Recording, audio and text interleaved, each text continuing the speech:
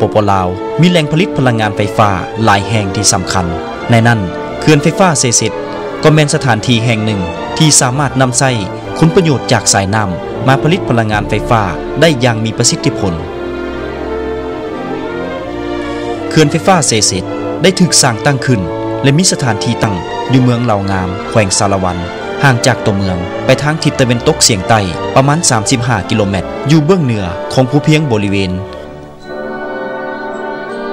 เขื่อนไฟฟ้าเซเซต1และเซเซต2เป็นหนึ่งในบรรดาเขื่อนไฟฟ้าที่ขึ้นกับบริษัทผลิตไฟฟ้าลาวมหาชนหรือ EDL Gen และได้กลายเป็นกำลังแหงที่สำคัญในการผลิตพลังงานไฟฟ้าเพื่อตอบสนองให้แก่การพัฒนาเศรษฐกิจสังคมของชาติให้แก่บรรดาแขวงภาคใต้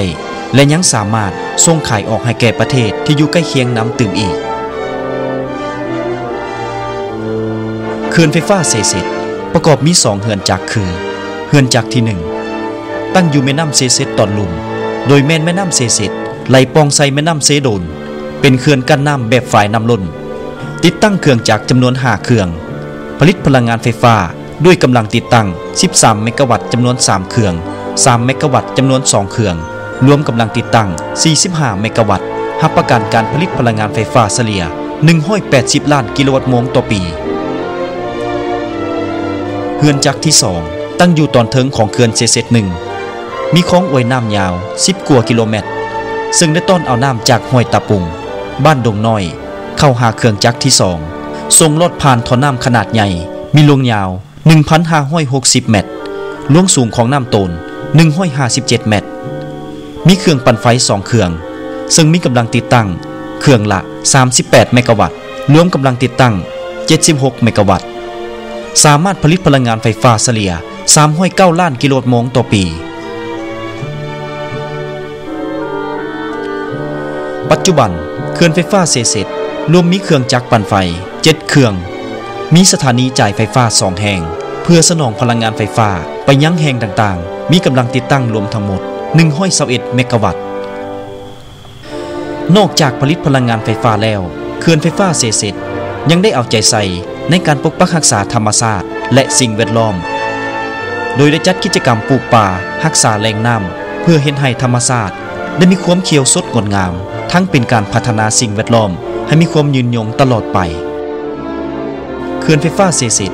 ยังได้ประกอบส่วนช่วยเหลือสังคมเช่นสร้างน้ำดินสร้างโรงเรียนขัวทางและอื่นๆเพื่อแบ่งปันน้ำใจห้อยยิ้มอันอบอุ่นให้แก่กันและกันเพื่ออำนวยความสะดวกให้แก่ครอบครัวพนักงานก็คือบรรดาแขกที่มาเยี่ยมยามเขื่อนไฟฟ้าเซเซตพวกเขายังได้สร้างบ่อนพักสนามกีฬาและสิ่งเอื้ออำนวยความสะดวกอื่นๆอีกเซเซตได้กลายเป็นแหล่งท่องเที่ยวหนึ่งที่สำคัญของแขวงสารวันและอยู่บริเวณอ้อมๆก็ยังมีตาดหลอกและสถานที่ท่องเที่ยวหลายแห่งที่มีความสวยสดงดงามสร้างความดึงดูดให้แก่นักท่องเที่ยวทั้งภายในและต่างประเทศเขื่อนไฟฟ้าเซเซตมีความภาคภูมิใจ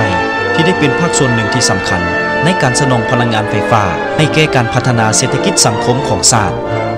พวกเขาจะตั้งหน้าปฏิบัติเพื่อเฮ็ดสำเร็จตามสีในบุคลุที่กองประชุมใหญ่ครั้งที่9ของพรรคได้วางออก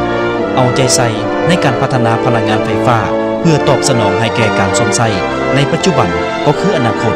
เฮ็ดให้พลังงานไฟฟ้าได้มีความมั่นคงและยืนยงตลอดไปบริษัทผลิตไฟฟ้าลาวมหาชนทางเลือกที่ยืนยงสำหรับทานพลังงานที่ยืนยงสำหรับชาติ